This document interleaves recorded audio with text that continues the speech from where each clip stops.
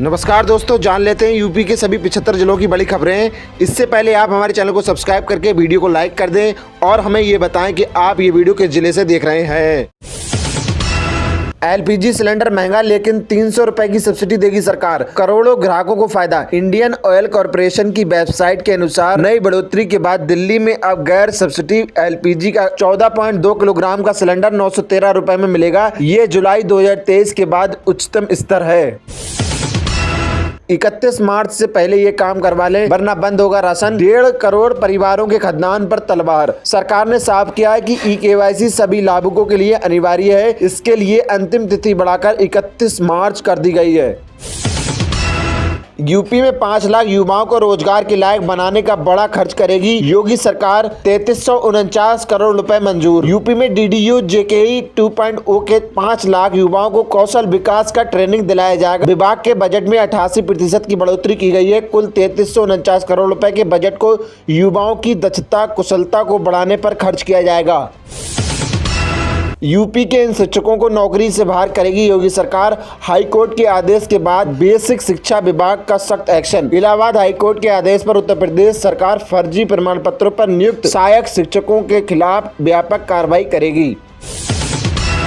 Deputy CM Keshav Prasad Maurya के helicopter की लखनऊ में इमरजेंसी लैंडिंग, अचानक निकलने लगा धुआं। ला मार्टिनियर से कौशाम्बी जाते समय तकनीकी खराबी के कारण हेलीकॉप्टर धुएं से भर गया था। सुरक्षा कारणों से हेलीकॉप्टर की गहन जांच की जा रही है।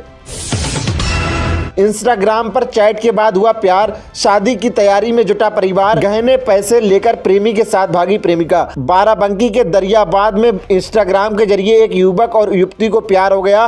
परिवार ने युवती की शादी तय कर दी थी, लेकिन निकाह से ठीक पहले वो अपने प्रेमी के साथ घर से नकदी और जेवरात लेकर फरार हो गई। चिकित्सा के क्षेत्र में निजी निवेश की आवश्यकता, सीएम योगी ने किया यथार्थ हॉस्पिटल का लोकार्पण। सीएम योगी ने बताया कि उत्तर प्रदेश में अब 81 मेडिकल कॉलेज हैं और सरकार निजी सुपर स्पेशलिटी अस्पतालों को बढ़ावा देने के लिए नीति बना रही है। साथ ही निजी मेडिकल कॉलेजों को भी सहायता मिलेगी। पीएम किसान योजना हो गया फाइनल। इस तारीख को आ सकते हैं किसान के खाते में 2-2 हज़ार रुपए, लेकिन इन्हें नहीं मिलेगा लाभ। किसान भाई बहन पीएम किसान की 22वीं किस्त का इंतजार बेसब्री से कर रहे हैं। पहले फरवरी अंत और होली के पहले आने की उम्मीद थी, लेकिन अब मीडिया रिपोर्ट्स के अनुसार 13 मार्च को प्रधानमंत्री मोदी असम दौरे पर इसकी घोषणा कर सकते हैं। हालांकि जिन किसानों ने ई-केवाईसी नहीं कराई है, उनके पास फार्मर आईडी नहीं है, या जो किसान अन्य पात्रता मानदंडों को पूरा नहीं करते हैं, उन्हें इस किस्त का लाभ नहीं मिलेगा। परिषदीय स्कूलों के बच्चों को दोबारा पढ़ाई से जोड़ने की कार्ययोजना बताएंगे गुरुजी, अभिभावकों को करेंगे जागरूक। परिषदीय स्कूलों में प्रबंध समिति की बैठक में शिक्षक अभिभावकों को वार्षिक परीक्षा की तैयारी बताएंगे। स्कूल छोड़ चुके बच्चों को दोबारा स्कूल लाने की पढ़ाई से जोड़ने की योजना पर चर्चा होगी।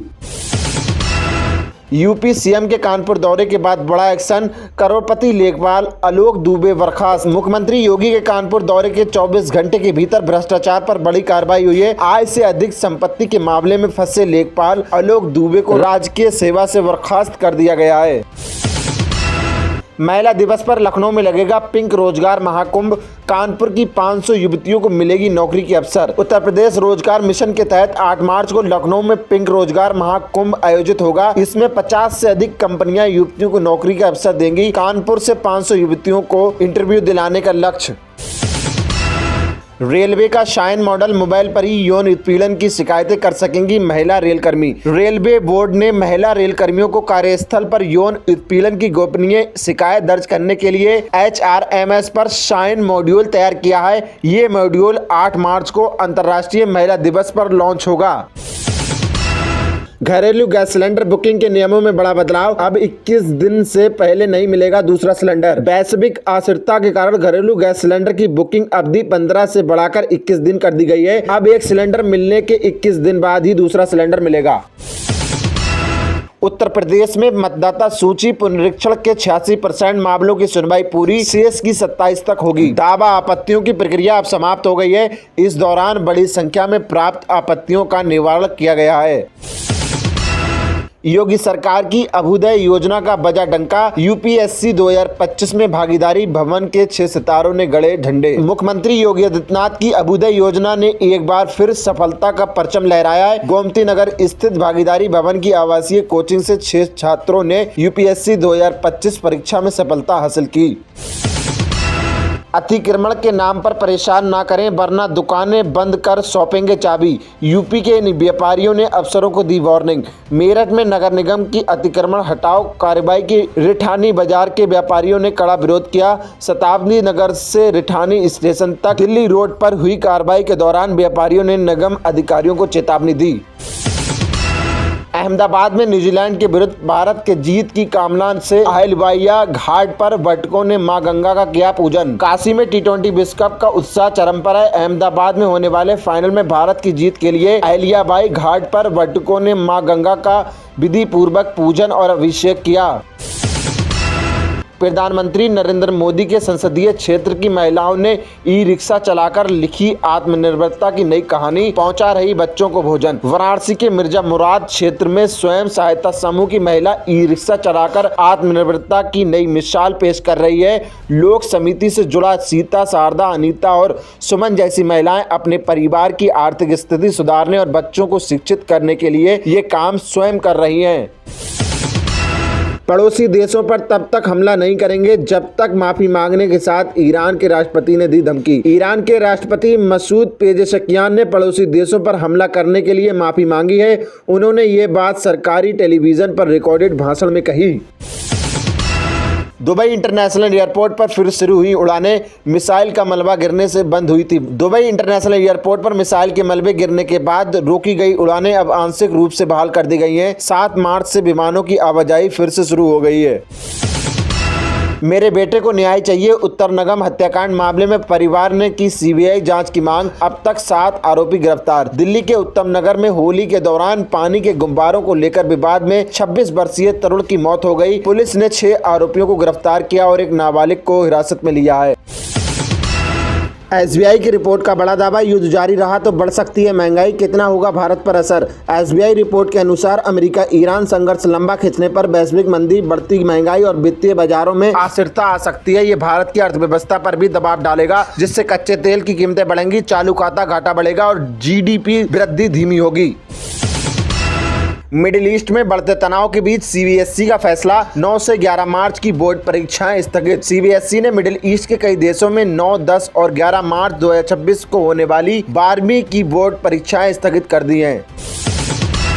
बिजली बिल का टेंशन खत्म, कैमूर में बीपीएल कार्ड धारकों के घरों पर सरकार लगवाएगी फ्री सोलर पैनल, 31 मार्च तक करें आवेदन। कैमूर जिले में गरीब और निम्न आय वर्ग के परिवारों को बिजली बिल से राहत देने के लिए सरकार ने महत्वपूर्ण पहल की है। कुटीर ज्योति बीपीएल उपभोक्ताओं को अपनी छत पर मुफ्त सोलर पैनल लगाने की योजना चलाई जा रही है।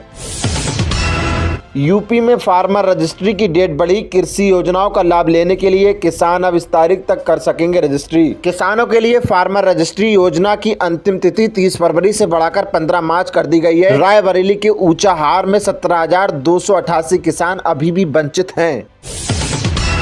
देश में घरेलू एलपीजी 60 तो कमर्शियल सिलेंडर 115 रुपए हुआ महंगा, आज से प्रभावी होंगी दरें। देश भर में घरेलू एलपीजी सिलेंडरों की कीमतों में 7 मार्च से 60 रुपए की बढ़ोतरी हुई है, जिससे 14 किलोग्राम सिलेंडर अब दिल्ली में 913 रुपए का हो गया है। न्यूज चैनलों की टीआरपी पर 4 हफ्ते की रोक, इजराइल ईरान युद्ध के बीच सरकार का फैसला। केंद्र सरकार ने इजराइल ईरान संघर्ष पर सनसनीखेज रिपोर्टिंग के कारण बड़ा फैसला लिया है। सूचना एवं प्रशासन मंत्रालय ने बीएआरसी को न्यूज चैनलों की टीआरपी रिपोर्टिंग तत्काल प्रभाव से 4 सप्ताह के लिए रोकने के निर्देश दिए हैं।